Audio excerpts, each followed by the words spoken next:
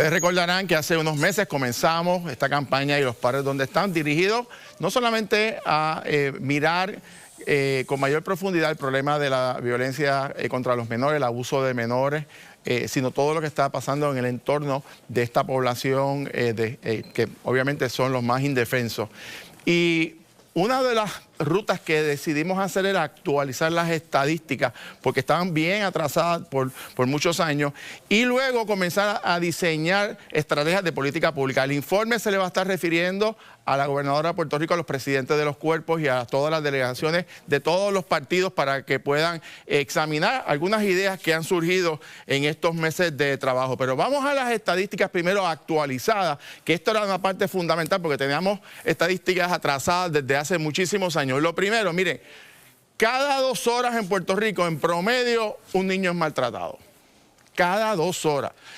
En segundo lugar, entre enero del 2025 básicamente el año pasado, se refirieron por maltrato 17.238 referidos. Esto es importante, son referidos. De esto, el 76%, un número significativamente alto, se atendieron, pero solamente el 28% se determinó que tenían fundamento. Quiere decir que se estaban refiriendo casos que no necesariamente eran maltrato de menores. En segundo lugar, bajo la custodia, a este momento hay 2.152 menores bajo custodia del Departamento de la Familia y hay 101 menores en diferentes programas del Departamento de Corrección que, como ustedes saben, en el caso de los menores no cometen delitos, cometen falta. Y eso obviamente tiene unas estrategias distintas. Este dato a mí personalmente me ofende como puertorriqueño y yo creo que a usted también le tiene que ofender. En un país que tiene un presupuesto de 32.000 millones de dólares, que invertimos dinero en cuanta cosa, fiesta, conciertos, y está todo eso muy bien, promociones. Miren estos números, el 54% de nuestros niños, más de la mitad de nuestros niños, es decir, la población menores de edad, viven bajo los niveles de pobreza. Y cuando usted va particularmente al grupo de 5 años o menos, es decir, los más pequeños, aumenta 58%. Para que usted tenga una idea, en Puerto Rico la población bajo nivel de pobreza es 40% aproximadamente. Quiere decir que la población que más se afecta, que más está viviendo las consecuencias de la pobreza, son los niños de 5 años o menos. Esa es nuestra realidad. Además de eso, este costo de la pobreza infantil, según el Instituto de Desarrollo de la Juventud, 4.4 billones de dólares nos cuesta esta problemática social y necesitaríamos en promedio 3.973 dólares al año por familia para sacarlos del nivel de pobreza. Por eso una de las estrategias más exitosas ha sido el crédito por empleo. Ahora bien, quiero que vean, cuando hablamos de los problemas de lugares que son similares en términos geográficos, miren esto, voy a coger nada más 2 municipios que están uno al lado del otro y que a veces se nos olvidan, ¿verdad? Que son Vieques y Culebra. Miren qué interesante, que son prácticamente islas, municipios hermanas, ¿verdad? Miren las realidades, cuán distinto es cada uno. Culebra tiene una población aproximada de 1.759 habitantes, ingresos per cápita 18.319, muy similar al resto de la isla de Puerto Rico. 21% de la población vive en nivel de pobreza, es decir, más bajito que el resto de la isla. 26% de las personas de 60 años o más vive bajo el nivel de pobreza y los 5 años o menos que les mencionaba, aquí está en 35%. Quiere decir que en el caso de Culebra es un municipio que su realidad es mejor en términos porcentuales que el resto de la isla. Pero miren el caso de Vieques, que está al lado de la isla de Culebra. Población 7.966, ingresos per cápita básicamente la mitad de Culebra. El 60% de todos los residentes de Vieques viven bajo el nivel de pobreza. Puerto Rico es 40, quiere decir que Vieques está por encima del resto de la isla. 60 años o más, 47% de la gente vive bajo los niveles de pobreza. Y oigan esto, les decía que el 58% de los niños de 5 años o menos viven bajo el nivel de pobreza. En Vieques, el 100%, son cerca de 282 niños de 5 años o menos, 100% viven bajo los niveles de pobreza. en un lugar donde están vendiendo las escuelas de terrenos a decenas de miles de dólares para gente bien adinerada, nuestros niños en Vieques están bajo los niveles de pobreza. Y ahí nadie se indigna con eso. ¿Y dónde están los partidos convocados para trabajar con esto? ¿Dónde está la indignación y los fondos que se piden para tantas cosas? Pero para los niños de Vieques no hay un centavo todavía para atender esta situación. Y en el caso de Puerto Rico, pues obviamente les di ya los promedios, básicamente, que son mucho más bajos que en el caso del municipio de Vieques.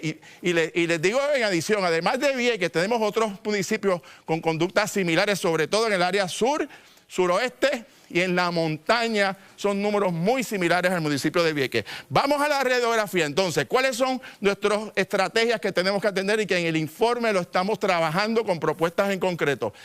Inequidad social.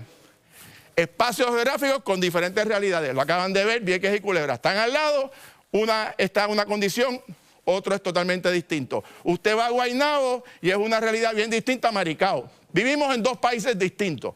Esa es la realidad. Y eso hay que sentarse a trabajar con estas realidades socioeconómicas. Baja escolaridad, conductas antisociales relacionadas con ausencia. El grado 11 es el grado de mayor deserción escolar. Oigan este dato, la mayoría de los estudiantes de escuela pública y de colegios privados se salen de la escuela en el grado 10 y 11.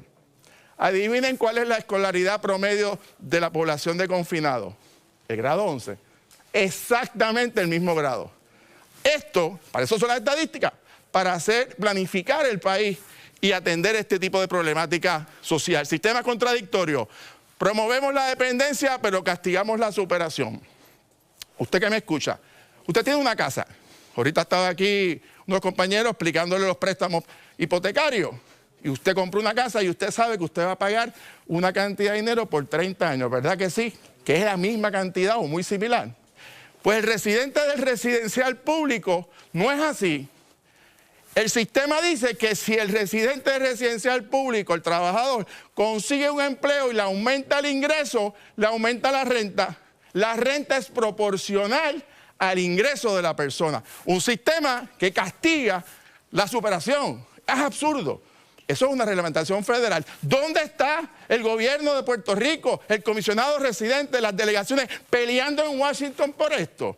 Castigando a la gente de los residenciales, porque nos metemos con la policía de los residenciales para los puntos de droga, pero no trabajamos esta realidad que se convierte en una penalidad. Es más, se convierte, mire, en un impuesto prácticamente por conseguir trabajo. Y esto lleva décadas en Puerto Rico. Otro tema, futuro predeterminado.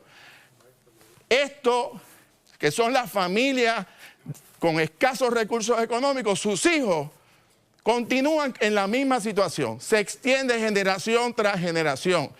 Eso hay que romperlo de raíz. Y precisamente sobre ese particular, eso es lo que se llama movilidad social. Es decir, que una persona se pueda mover y pueda desarrollar. Y por eso una de las iniciativas más importantes que ha hecho Puerto Rico es el crédito por empleo, es decir, que te incentivan a trabajar y no a vivir de los subsidios. Ese debe ser el enfoque. Precisamente para hablarnos sobre esta radiografía está con nosotros la secretaria del Departamento de la Familia, Susan Roy. ¿Cómo está? ¿Todo bien, secretaria? Saludos, todo muy bien. Entonces los números son... Esos son los números. Usted me había dicho a mí, cuando iniciamos esta iniciativa de los padres donde están, que usted se iba a dedicar inicialmente a poner a correr los casos pendientes.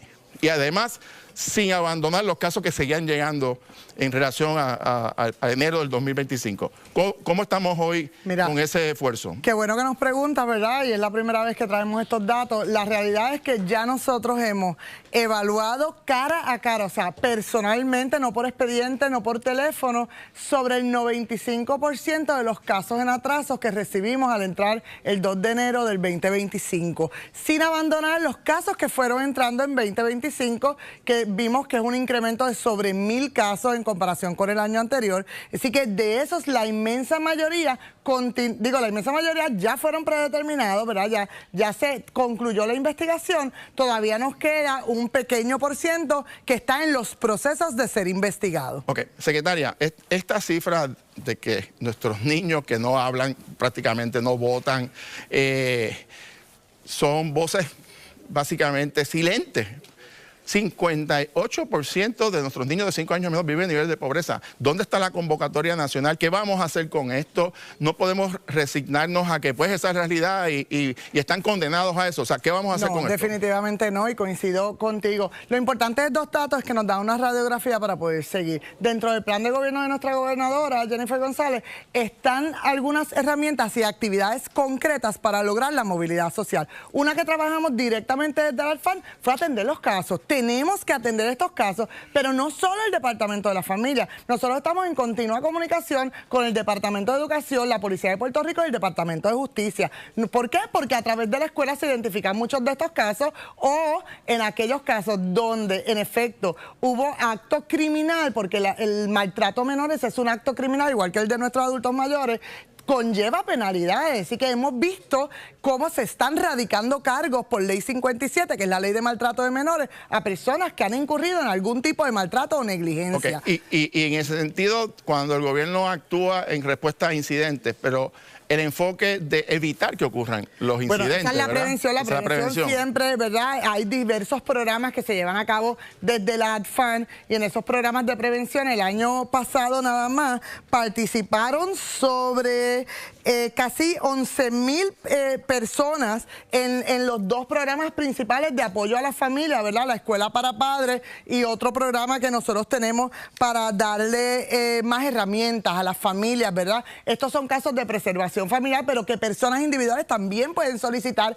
ese apoyo sin ser un caso activo, porque está hecho para todo el mundo. Hemos implementado también programas de comunidad, más allá de los que la ADFAN tiene, para impactar comunidades, como es el proyecto Truck, que anunciamos hace unos meses atrás, que está impactando comunidades desventajadas que tienen estos perfiles que tú acabas de dar, de manera de asistir a mitigar las necesidades básicas que tienen los miembros de esa comunidad y empoderarlos. Otra iniciativa que se está trabajando de política pública que puede hacer gran diferencia en lograr la movilidad social, la transición al SNAP. Y esa es una iniciativa bipartita, ¿verdad?, que se está trabajando, pero que la gobernadora lleva años enfocada en lograr este esfuerzo desde que fue representante incluso, ¿verdad? Después comisionada residente, ahora como gobernadora, para lograr esta transición, y este año es un año crucial, ¿verdad? Y así que hemos estado haciendo diversos esfuerzos. Y esto es importante porque esto implicaría ese incremento que tú señalaste que necesitan las familias para poder lograr un avance. El SNAP puede ayudar a eso.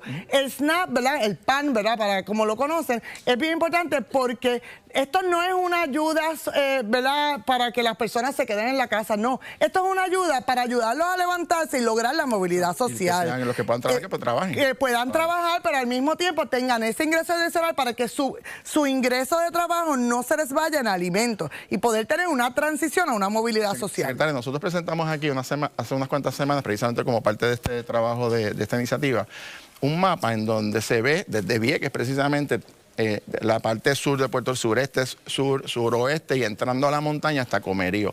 Son como casi 40 municipios que tienen unas características muy similares: alto desempleo, alto nivel de pobreza, baja escolaridad. O sea, tienen unas características que se repiten.